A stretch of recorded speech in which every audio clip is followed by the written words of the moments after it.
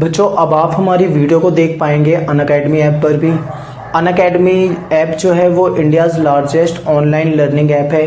आप सिंपली उसको play store में जाकर फ्री में डाउनलोड कर सकते हैं और आप उसे डाउनलोड करें। उसके बाद आपको हमारे कोर्स जो होंगे पॉलिटिकल साइंस के क्लास 12th के आपको वहाँ पर अनअकैडमी ऐप पर भी अवेलेबल हो जाएंगे। और बच्चों आपको हर एक वीडियो को एंड तक देखना है, अच्छे से समझना है, आपको कमेंट बॉक्स में कमेंट भी लिखने हैं हमें। और उसके बाद आप वहाँ पे रेट जरूर दें और हर वीडियो का एंड तक देखें। और इस वीडियो के डिस्क्रिप्शन बॉक्स में आपको हमारा अनअकैडमी लिंक मिल जाएगा, आप वहाँ से हमारी प्रोफाइल डायरेक्ट। स्वागत है बच्चों आपका एक लव्य स्टडी पॉइंट में। आज के इस वीडियो में हम देखेंगे क्लास 12th की हिस्ट्री। बात करेंगे हम हिस्ट्री की, जो हमारी एनसीईआरटी की बुक है थर्ड। तीसरी बुक में बच्चों हम पढ़ रहे हैं चैप्टर नंबर जो हमारा 14 है, इसका है पार्ट 1। तो चैप्टर का जो नाम है बच्चों वो है हमारा विभाजन को समझना। इस चैप्टर में हम पढ़ेंगे कि भारत का जब विभाजन हुआ था तो उस समय क्या समस्याएं थी, या फिर भारत का विभाजन क्यों हुआ था। इसके बारे में हर एक जो हमारा पॉइंट होगा बिल्कुल डीपली पढ़ेंगे हम, एक एक चीज को बहुत अच्छे से। तो आपको इस चीज का ध्यान रखना है, ये पार्ट 1 है। और देखते हैं सबसे पहले हम टॉपिक, चैप्टर जो है हमारा 14 है, विभाजन को समझना, 12th क्लास की हिस्ट्री है, ठीक है। बात करते हैं यहाँ पे 1947 के। 1947 में देश आजाद हुआ था, हम सभी जानते हैं। और आजादी की खुशी के साथ हमें बंटवारे का गम भी मिल गया था। मतलब कि हमने कभी ऐसा सोचा नहीं था कि हमारा देश आजाद होगा, तो ऐसी परिस्थितियों में आजाद होगा कि हमारे देश का एक हिस्सा हमसे छिन जाएगा, हमारे से दूर हो जाएगा, ठीक है। अगर किसी हमारे देश का जो बंटवारा हुआ वो तो हुआ हुआ, उसके साथ जो सबसे बड़ी समस्या थी वो ये थी कि ये जो बंटवारा था ये बहुत ही हिंसक था। इस टाइम पे बहुत हिंसा हुई थी, त्रासदी भरा था, यानी कि बहुत ज्यादा मतलब तकलीफें हुई थी। लाखों लोग जो थे वो विस्थापित हो गए थे। लाखों लोगों को अपना घर बार छोड़कर दूसरी जगह जाना होता, ठीक है। जैसे कि ये सीमा रेखा है। अब जो था ब्रिटिश इंडिया जो था वो दो हिस्सों में बांट दिया गया था। एक तो था पाकिस्तान, दूसरा था हिंदुस्तान, ठीक है। और पाकिस्तान के बाद पाकिस्तान भी यहाँ पे दो थे। तो सीमा पार इधर उधर लोगों को जाना था, ये बहुत मतलब त्रासदी भरा था। अब बात करते हैं यहाँ पे बंटवारे को महाध्वंस, बंटवारे का महाध्वंस, होलोकॉस्ट। तो मुझे याद आ रहा है कि ये जो क्वेश्चन है ये मैंने कई बार देखा है, ये जो रिपीटेड क्वेश्चन है, कई बार एग्जाम में हमारे आया हुआ है। ये महाध्वंस क्यों कहा जाता है हमारे बंटवारे को, ऐसा क्वेश्चन आपसे पूछा जाता है। तो आपको एक एक पॉइंट बहुत ही सिंपली आसानी से समझ में आ जाएगा, क्योंकि यहाँ से जो हमारा पॉइंट बनेगा बहुत आसान है, आप एक बार में समझ जाएंगे। बंटवारे को महाध्वंस इसलिए कहा जाता है क्योंकि बंटवारा जो था ये कोई आम बंटवारा नहीं था, इसमें लाखों लोग जो थे वो मारे गए थे, ठीक है। औरतें जो थी, लेडीज जो थी, महिलाएं थी, उनका अपहरण किया गया था, जबरन उनके साथ बलात्कार किया गया था। तो ये जो है बच्चों ये बहुत ज्यादा मतलब भयानक है। करोड़ों लोग जो थे वो उजड़ गए थे, रिफ्यूजी बनकर उन्हें रहना पड़ रहा था। यानी कि रिफ्यूजी को हम बोलते हैं शरणार्थी। शरणार्थी का मतलब ये होता है जब मतलब किसी देश में कोई संकट आ जाए, लोगों को मजबूरन अपना घर छोड़ना पड़े, अपना घर छोड़कर कहीं और जाकर बसना पड़े, तो वो शरणार्थी कहलाता है। यानी कि वो लोग जो कभी हमारे देश में रहते थे, हमारे अपने थे, आज वही देश ऐसा हो गया था कि वहां पे उनको शरणार्थी बनकर एक जगह से दूसरी जगह भटकने के लिए मजबूर होना पड़ा था। इतनी ज्यादा तबाही हुई थी उस टाइम पे। ऐसा माना जाता है कि लगभग 1.5 करोड़ लोगों ने सरहद में आर पार गए, यानी कि इधर से उधर, उधर से इधर आए। ये जो सरहद को पार किया, ये लगभग 1.5 करोड़ लोगों ने किया था उस टाइम पे, ऐसा माना जाता है। इसे लगभग 16 माह का गृह गृह युद्ध भी कहा जाता है, ठीक है। 16 महीने, क्योंकि ये जो हिंसा थी ये रुक रुक कर चलती रही थी, और जो नुकसान जो हुआ था इस टाइम पे बहुत ज्यादा हुआ था, ठीक है। ऐसा है, कई बार लोगों को शरणार्थी बनकर 1 साल 2 साल नहीं, 3 3 4 4 साल तक परेशान होकर इधर उधर भटकना पड़ा। ये समस्या जो थी वो झेलनी पड़ी थी। जो लोग जिंदा बच गए थे, यानी जिंदा बचे लोगों ने, इसे मार्शल लॉ, कुछ ने तो इसे मार्शल लॉ कहा, कुछ ने इसे मारा मारी कही, कुछ ने इसे रौला कहा, कुछ ने इसे हुल्लड़ कहा, अलग अलग नाम दिए अपने अपने अकॉर्डिंग। ये सारी चीजें आपको यहाँ पे ध्यान रखनी है, ठीक है। विद्वान जो थे उन्होंने इस घटना को होलोकॉस्ट या महाध्वंस की संज्ञा दी। महाध्वंस हिंदी में कहते हैं, इंग्लिश में अगर हम बोले तो इसे हॉलोकॉस्ट कहा जाता है। तो ये था, क्यों हुआ था, क्योंकि इसमें ना इतनी ज्यादा तबाही हुई थी कि लाखों लोग जो थे वो मौत के घाट उतार दिए गए थे, लाखों लोग मर गए थे, और लोगों को परेशान होना पड़ा, रिफ्यूजी बन के रहना पड़ा, महिलाओं के साथ उनको अपहरण किया गया। ठीक है, ये सारी जो चीजें हुई थी ये गलत थी, ये हमें यहाँ पे ध्यान रखना है, इसीलिए हम इसको महाध्वंस या होलोकॉस्ट कहते हैं। अगला जो टॉपिक है वो है रूढ़ छवियों की ताकत। रूढ़ का मतलब क्या होता है? आपने एक वर्ड सुना होगा, रूढ़िवादिता, या फिर आपने सुना होगा रूढ़ी व्यक्ति।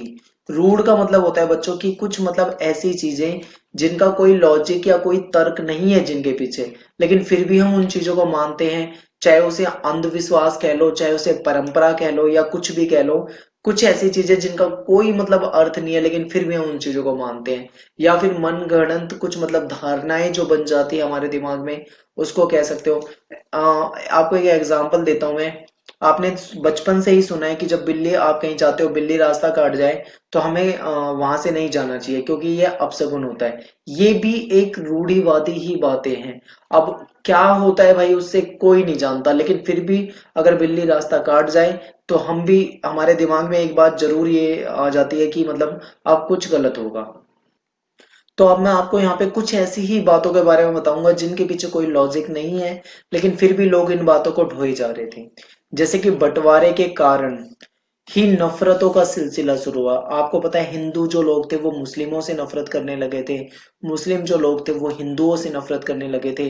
ठीक है, एक दूसरे पे हमले हुए थे, और ये सारी चीजें जो थी वो बंटवारे के कारण ही हुई थी।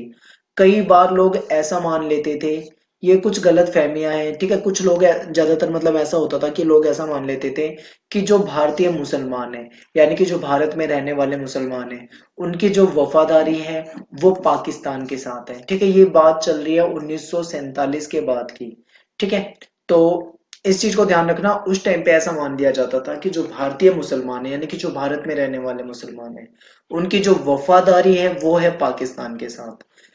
कई लोगों को लगता है कि मुसलमान जो लोग हैं वो क्रूर होते हैं, कट्टर होते हैं, गंदे होते हैं, और हमलावरों के वंशज हैं। ठीक है, ऐसा मानते थे कई लोग कि जो मुसलमान हैं वो क्रूर हैं, कट्टर हैं, गंदे हैं, हमलावरों के वंशज हैं।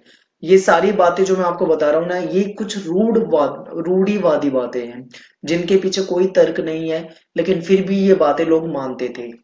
हिंदू लोग जो थे ऐसा कहते थे कि जो हिंदू हैं वो दयालु हैं, उदार हैं, शुद्ध हैं, जिन पर हमला किया गया था उनके वंशज हैं। ठीक है, यानी मुसलमानों के बिल्कुल अपोजिट जो है वो हिंदू है, ऐसा माना जाता था भारत में। ये ध्यान रखना है इस तरीके से। अब हम बातें करेंगे कि ऐसी ही जो हम बातें पढ़ रहे, ऐसी ही जो रूढ़िवादी छवियां थी, उसकी कमी पाकिस्तान में भी नहीं थी। ऐसा ही नहीं था कि भारत में ही लोग ऐसा सोचते थे मुसलमानों के प्रति। जो पाकिस्तान में लोग रहते थे, ठीक है, वो क्या कहते थे, इनकी भी आप यहाँ पे ध्यान से एक बार देखो। पाकिस्तान के जो लोग थे उनको लगता था कि जो मुसलमान लोग हैं वो बहादुर होते हैं, वो निष्पक्ष होते हैं, वो एक ईश्वरवादी होते हैं, मांसाहारी होते हैं। ठीक है, ऐसा यहाँ पे माना जा रहा है। और कहते हैं कि जो हिंदू लोग हैं वो काले हैं, कायर हैं, बहु ईश्वरवादी, यानी कि यहाँ पे एक ईश्वरवादी का मतलब है जो एक ईश्वर को मानता हो। जैसे मुस्लिम जो होते हैं वो अल्लाह को मानते हैं, इसी तरीके से जो हिंदू होते हैं वो बहुत सारे भगवान होते हैं, उनकी उनकी पूजा करते हैं। तो इनको बहु ईश्वरवादी, ठीक है, शाकाहारी कहा जाता था। जो हिंदू हैं वो काले हैं, कायर हैं, बहुईश्वरवादी हैं, शाकाहारी हैं, ऐसा माना जाता था पाकिस्तान में। और मुस्लिमों को यहाँ पे अच्छा माना जाता था। हिंदुस्तान में क्या था, जो भारत था, वहां पे मुसलमानों को बुरा माना जाता था और हिंदुओं को अच्छा माना जाता था। तो आप एक चीज सोचो कि ये जो नफरतें हैं ना लोगों के दिलों में, ये बस चुकी हैं, और यही रूढ़िवादिता है। इसको चाहे आप परंपरा कह लो, चाहे आप इसको अंधविश्वास कह लो, चाहे आप इसको कोई गलत फहमी कह लो, या फिर कोई ऐसी बात कह लो जिसके पीछे कोई तर्क नहीं है, लेकिन फिर भी लोगों के दिमागों में ये बातें हैं और लोग इन चीजों को मानते हैं। इतिहासकार जो लोग थे वो इन धारणाओं को गलत फहमी मानकर इनकी आलोचना करते हैं, यानी कि इन सभी बातें, ये जो बातें हमने यहाँ पे पढ़ी हैं, ये सब, ठीक है, तो इतिहासकार इनको गलत मानते हैं। ऐसी स्मृतियां, यानी कि स्मृतियों को बोलते हैं यादें, जो हमारे दिमाग में बस जाती हैं, कुछ यादें। ऐसी स्मृतियां यानी ऐसी यादें, घृणाएं, छवियां, ये सब जो है, ये सब सिर्फ और सिर्फ विभाजन की देन है। क्योंकि बच्चों, पहले एक समय पे ये था कि भारत में जो हिंदू और मुस्लिम रहते थे, ये तो पहले भी रहते थे, लेकिन इनके बीच में ये जो नफरतें थी, ये ऐसी नहीं थी। ये चीजें अंग्रेजों ने डाली थी, और ये है फूट। आपने सुना है ना, फूट डालो शासन करो की नीति, तो अंग्रेजों ने। और ये क्यों किया था अंग्रेजों ने, आपको इसके बारे में बता देता हूँ। हुआ क्या था बच्चों की, आपको याद हो अगर 1857 की क्रांति, 1857 की क्रांति में मुस्लिम और हिंदू मिलकर, एकता थी उनके बीच में, उन्होंने मिलकर 1857 की क्रांति में लड़ाइयां लड़ी थी। लेकिन हुआ क्या कि अंग्रेजों ने वहां पर एक बात समझ ली। 1857 की क्रांति में जब हिंदू और मुस्लिम साथ थे ना, तो अंग्रेजों को हिलाकर रख दिया था। और अंग्रेजों ने ये महसूस कर लिया था उसी समय में कि ये जो हिंदू मुस्लिम एकता है, यही आने वाले टाइम पे हमारे लिए सबसे बड़ा खतरा है। तो अंग्रेजों ने क्या किया, अंग्रेजों ने हिंदू मुस्लिमों के बीच में फूट डाल दी। और यही फूट जो है, एक टाइम पे ऐसे हुई कि जो हिंदू मुस्लिम कभी साथ साथ रहते थे, मिलजुल कर रहते थे, आज वो एक दूसरे के इतने कट्टर दुश्मन हो गए हैं। हिंदू जो है वो मुसलमानों के बारे में ऐसा सोचने लगे हैं, और मुसलमान जो है वो हिंदुओं के बारे में ऐसा सोचने लगे हैं।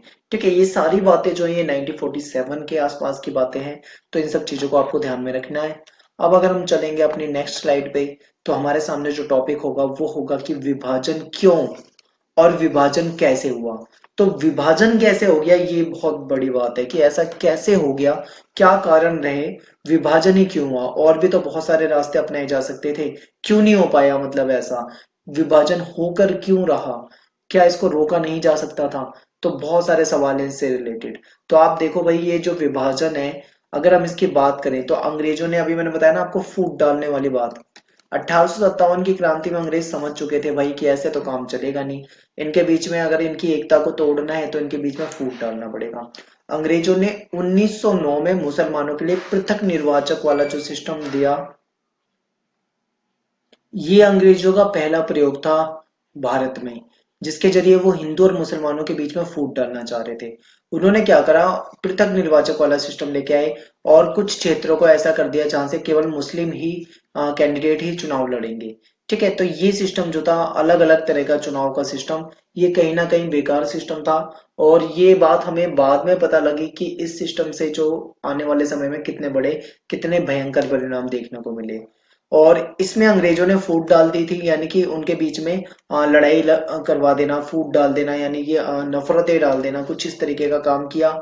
इस तरह अंग्रेजों ने क्या किया, धर्म की राजनीति कर दी। धर्म की राजनीति यानी उसने देखा एक तरफ हिंदू है, दूसरी तरफ मुस्लिम है, और ये अगर सांप्रदायिक रूप से अगर ये लड़ाए जा सकते हैं, तो अंग्रेजों को फायदा हो जाएगा। क्योंकि हिंदू मुस्लिम जब आपस में लड़ेंगे तो इसका बेनिफिट जो होगा वो सीधा सीधा अंग्रेजों को होगा, क्योंकि इनकी जो एकता है वो खत्म होगी, और ये कहीं ना कहीं कमजोर पड़ जाएंगे और अंग्रेजों से लड़ भी नहीं पाएंगे। 20वीं शताब्दी में कुछ तनाव उभरे, ये भी कारण हो सकते हैं। ये जो पृथक निर्वाचिका है, ये फर्स्ट कारण है, आपको ये ध्यान में रखना है। और भी कुछ कारण है, एग्जाम्पल अगर मैं बात करूं, जैसे कि मस्जिद के सामने अगर संगीत बजाए बजाए जाए, तो ये कहीं ना कहीं मतलब एक विवाद का कारण बना। गौ रक्षा आंदोलन, जिसमें मतलब गौ रक्षा आंदोलन में क्या कहा गया था कि जो गाय है वो हमारे लिए पवित्र है, हिंदुओं के लिए, और अगर कोई इसे मतलब मारता काटता है, अगर कोई वो खासकर वो मुस्लिम हुआ, तो फिर उसके लिए ये समस्या बन जाएगी। तो समझ गए ना, इस तरीके से मतलब कहीं ना कहीं क्या किया गया था, ये भी एक ऐसी मतलब प्रॉब्लम बन के सामने आ रहा था। ठीक है, तनाव बनकर सामने आ रहा था, जिससे कि हिंदू मुस्लिमों के बीच में क्या हो जाए, लड़ाई झगड़े हो जाए, सांप्रदायिक तनाव आ जाए, इस तरीके से। आर्य समाज की शुद्धि की कोशिश, आर्य समाज की शुद्धि की कोशिश का मतलब है कि ऐसा कहा गया था कि जो मतलब जो हिंदू लोग जो हैं वो मुस्लिम बन गए हैं, नव मुस्लिम यानी अभी नए नए मुस्लिम बने हैं, उनको वापस से अपने धर्म हिंदू में परिवर्तित करना है। ठीक है, तो उनको वापस से हिंदू बनाना है, ये शुद्धिकरण की कोशिश की गई थी। तो ये सभी ऐसे टॉपिक हैं जो हिंदू और मुस्लिमों के बीच में नफरत पैदा कर सकते हैं। और प्रचारकों की बात करें, प्रचारक आपको पता है, धर्म प्रचारक जो होते हैं, धर्म गुरु होते हैं, चाहे हिंदुओं में हो चाहे वो मुस्लिमों में हो, उन्होंने क्या किया, कि सांप्रदायिक कार्यकर्ता बन जो भी सांप्रदायिक कार्यकर्ता थे, अपने अपने समुदायों को, जैसे जो हिंदू हैं वो अपने अपने हिंदुओं को, जो मुस्लिम हैं वो अपने अपने मुस्लिमों को, अपने अपने लोगों को लामबंद करने लगे, यानी अपनी तरफ करने लगे, तैयार करने लगे। ठीक है, लड़ाई के लिए तैयार करा जाए, अपनी तरफ किया जाए, कहीं ना कहीं उनके बीच में मतलब उनको अपने साथ जोड़ा जाए, ये सारी कोशिश शुरू कर दी गई। और ऐसे ऐसे में क्या हो सकता था भाई, ऐसे देश में दंगे फैलने लगे, तो दंगे तो फैलेंगे ही। और ऐसे अगर ये जो फिल्म थी गर्म हवा, आपको पता है ये जो आपकी पॉलिटिकल साइंस की बुक में जो बंटवारे वाला सीन था, वहां पे भी एक बॉक्स में ये गर्म हवा फिल्म के बारे में बताया हुआ था। ये जो गर्म हवा फिल्म थी ये भारत के बंटवारे के की कहानी पर ही आधारित थी। इसमें बंटवारे की कहानी के बारे में बताया गया था। ठीक है, तो इस फिल्म में भी कहा गया था, उसमें ये फिल्म में ये कहा गया एक जगह कि सांप्रदायिक सांप्रदायिक कलह, यानी जो कलह हो रहा है, दंगा, जो भी लड़ाई झगड़ा हो रहा है, सांप्रदायिक कलह तो 1947 से पहले भी होती थी, लेकिन उसकी वजह से लाखों घर पहले कभी नहीं उजड़े। यानी कि हिंदू मुस्लिम पहले भी साथ रहते थे, और लड़ाइयां ऐसी नहीं है कि पहले उनके बीच में इतनी दोस्ती थी कि कभी लड़ाई हो ही नहीं सकती। लड़ाई झगड़े पहले भी थे, हो जाते थे, लेकिन कभी भी मतलब लड़ाई झगड़ों ने इतना बड़ा रूप नहीं लिया कि जिससे कि लाखों के लाखों घर उजड़ जाए। हिंदुओं ने मुस्लिमों को मारा, मुस्लिमों ने हिंदुओं को मारा, आपस में लड़के मर रहे हैं, ये चीजें पहले कभी नहीं थी। छोटे मोटे झगड़े जरूर हो जाते थे। आगे देखेंगे 1937 के प्रांतीय चुनाव। यहाँ देखो, यहाँ ये भी एक मतलब मुद्दा बनेगा कहीं ना कहीं, बीच में नफरतें पैदा होने का।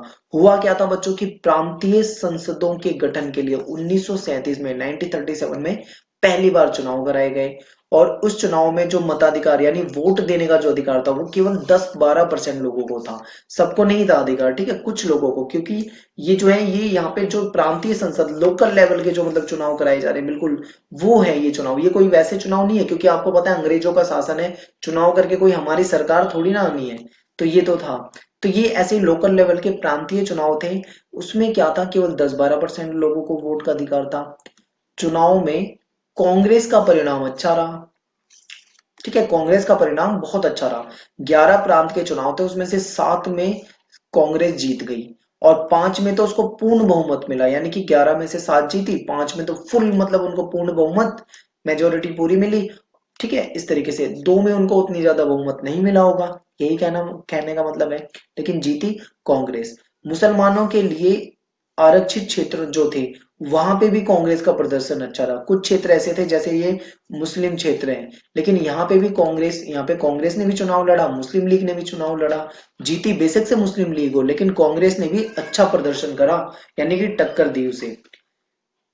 संपूर्ण मुस्लिम वोट जो था उसका 4.4% जो था वो कांग्रेस को ही गया, कांग्रेस को ही मिला। तो कहने का मतलब ये है कि मतलब जो मुस्लिम थे वो सारे के सारे मुस्लिम मुस्लिम लीग में शामिल हो, मुस्लिम लीग को पसंद करें, मुस्लिम लीग को वोट करें, ये जरूरी नहीं था। बहुत सारे मुस्लिम ऐसे थे जो कि कांग्रेस में शामिल थे। ठीक है, आपको ये चीजें ध्यान में रखनी है। देखते हैं आगे, संयुक्त प्रांत। उस समय, आज के टाइम पे तो ये यूपी है, उस समय संयुक्त प्रांत कहा जाता था। संयुक्त प्रांत में मुस्लिम लीग कांग्रेस के साथ मिलकर, यहां से देखो, ये मोस्ट इंपोर्टेंट लाइन है, ये आपको समझनी है। इससे पहले जो बताया था वो इतना इंपॉर्टेंट नहीं है, ये आपको लाइन समझनी है कि यूपी में संयुक्त प्रांत में मुस्लिम लीग जो थी वो कांग्रेस के साथ, यानी कि कांग्रेस प्लस लीग, ये दोनों क्या चाहते थे कि हम साथ में मिलकर गठबंधन करके आपस में सरकार बनाना चाह रहे थे यहाँ पे अपनी। लेकिन जो कांग्रेस थी वो यहाँ पे पूर्ण बहुमत था कांग्रेस को, कांग्रेस ने मुस्लिम लीग की मांग ठुकरा दी। ठीक है, कांग्रेस ने मुस्लिम लीग की मांग ठुकरा दी। ऐसे में क्या हुआ, लीग के जो नेता थे, मुस्लिम लीग के नेता, उनको महसूस हुआ कि अगर भारत अविभाजित रहता है, यानी कि भारत का अगर बंटवारा नहीं होता है, तो ऐसे में जो मुसलमान है वो कभी भी सत्ता में नहीं आ पाएंगे, क्योंकि जो मुसलमान है वो अल्पसंख्यक है। मुस्लिम लीग जो है उसको उतना ज्यादा समर्थन नहीं है। और अगर देखो, देश में हिंदू ज्यादा है और मुस्लिम कम है, और चुनाव होते हैं, तो ऐसे में क्या है, हिंदू जो लोग हैं वो हिंदुओं को ही ज्यादा पसंद करेंगे। अगर अलग अलग वाला सिस्टम किया, तो ऐसे में जो मुस्लिम लीग है वो वैसे ही कुछ नहीं कर पाएगी, क्योंकि उनकी संख्या ही ज्यादा नहीं है। तो इसलिए इन्होंने एक समस्या को भांप लिया था कि ऐसा हो सकता है हमारे साथ।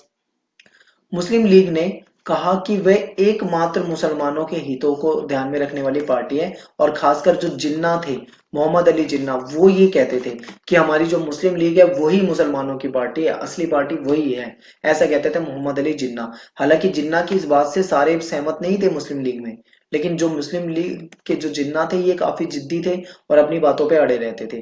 कांग्रेस ऐसा कहते थे कि जो कांग्रेस है वो हिंदुओं की पार्टी है। लीग जो है वो यूपी, मद्रास, बंबई में लोकप्रिय थी। मुस्लिम लीग जो थी वो इन जगहों पर फेमस थी।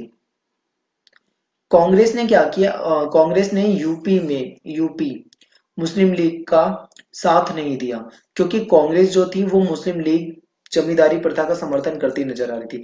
कांग्रेस देखो क्या था, यूपी में कांग्रेस चाह रही थी कि जमींदारी जो प्रथा है उस प्रथा को खत्म कर दे। कांग्रेस ये चाह रही थी, लेकिन मुस्लिम लीग जो थी वो कहीं ना कहीं इस प्रथा को खत्म नहीं करना चाह रही थी, ऐसा कांग्रेस को लगता था। इसीलिए कांग्रेस ने क्या करा, मुस्लिम लीग का साथ नहीं दिया। 1937 में मौलाना आजाद, ये जो थे मौलाना आजाद, ये बहुत समझदार व्यक्ति थे और मुस्लिम थे, लेकिन मुस्लिम होकर भी कांग्रेस में शामिल थे और मुस्लिम लीग से इनकी नहीं बनती थी कहीं ना कहीं। ठीक है, जिन्ना से इनके विचार नहीं बनते थे। जिन्ना को इन्होंने समझाने का प्रयास भी किया था, पर जिन्ना तो अपनी बातों पे अड़े हुए थे। तो मौलाना ने एक बात कही कांग्रेस में कि कांग्रेस के जो सदस्य हैं वो मुस्लिम लीग में तो नहीं जा सकते। यानी कि यानी कि जो कांग्रेस के सदस्य हैं वो मुस्लिम लीग में नहीं जाएंगे, उसको उसमें लीग में शामिल होने से रोका जाता था। लेकिन जो हिंदू महासभा है उसमें शामिल होने से नहीं रोका जाता था। तो ये मौलाना समझ रहे हो क्या कहना चाह रहे थे, ये यही कहना चाह रहे थे कि जब हमारे कांग्रेस के नेताओं को मुस्लिम लीग में जाने से अगर रोका जाता है तो हिंदू महासभा में जाने से क्यों नहीं रोका जाता। ठीक है, तो ये कहीं ना कहीं हिंदू महासभा के खिलाफ हो रहे थे। इनका कहने का मतलब यही था। तो 1938 में कांग्रेस ने एक फैसला लिया। कांग्रेस की जो वर्किंग कमेटी थी उसने एक ऐलान कर दिया। उसने कहा कि कांग्रेस के सदस्य अब हिंदू महासभा के सदस्य नहीं हो सकते। यानी कि जो जो भी कांग्रेस का सदस्य है वो हिंदू महासभा को ज्वाइन नहीं कर सकता। और आपको पता है इस समय में जो हिंदू महासभा थी और जो आरएसएस था यानी राष्ट्रीय स्वयंसेवक संघ, इनकी जो ताकत थी वो बढ़ रही थी। अगर बात करें 1940 में तो आरएसएस के पास लगभग 1 लाख कार्यकर्ता थे, जो कि अपने आप में एक बहुत बड़ी बात है कि ये एक बहुत बड़ा संगठन था जो कि 1 लाख कार्यकर्ता तक पहुंचने वाला था। ठीक है, और पाकिस्तान का प्रस्ताव, पाकिस्तान कैसे बना, पाकिस्तान शब्द कैसे आया, पाकिस्तान की मांग किसने की, क्यों पाकिस्तान बन गया, इसके पीछे जानने की कोशिश करते हैं। पाकिस्तान की मांग अगर हम बोले तो धीरे धीरे उठने लगी थी। 23 मार्च 1940 को लीग ने मुस्लिम बहुल इलाकों के लिए स्वायत्तता की मांग करी। यानी कि यहाँ पे एक प्रस्ताव आया जिसमें ये मांग की गई थी मुस्लिम लीग ने कि जो मुस्लिम बहुल इलाके यानी कि जहाँ पे मुसलमान लोगों की संख्या ज्यादा है उन इलाकों को क्या करो, स्वायत्तता दो, विशेष अधिकार दो कुछ। ठीक है, इस तरीके की बात की गई, उन पे ज्यादा ध्यान दिया जाए। लेकिन इसमें विभाजन की बात नहीं थी कि भारत को बांटा जाए, ऐसी कोई बात नहीं थी। इस प्रस्ताव को लिखने वाले जो थे वो थे सिकंदर हयात खान। इन्होंने भी ये कहा था कि ऐसे पाकिस्तान की अवधारणा का मैं विरोध करता हूं। यानी इन्होंने ऐसी पाकिस्तान की अवधारणा का विरोध किया जहां मुस्लिम राज हो और बाकी हिंदू राज हो। यानी कि कहने का मतलब ये है कि ये नहीं चाहते थे कि पाकिस्तान बने मुसलमानों के लिए और शेष जो है हिंदू के लिए, वहां पे हिंदुओं का राज हो, ऐसी ये जो अवधारणा थी ये नहीं चाहते थे इस बारे में। ठीक है, कुछ कहते हैं कि कुछ लोग ऐसे थे वो जो कहते थे कि पाकिस्तान की मांग जो है वो उर्दू कवि थे एक इकबाल, उनसे शुरू हुई। ये जो सारे जहां से अच्छा हिंदोसिता हमारा आप पढ़ते हो ना, सुनते हो, ये जो लिखा था ये इकबाल ने ही लिखा था। और कहा जाता है कि पाकिस्तान की मांग जो है वो कहीं ना कहीं इकबाल से शुरू हुई, क्योंकि क्लियर पता ही नहीं लगा था कि पाकिस्तान की मांग कब शुरू हो गई, किसने मांग कर दी और कैसे एकदम से पाकिस्तान बन गया।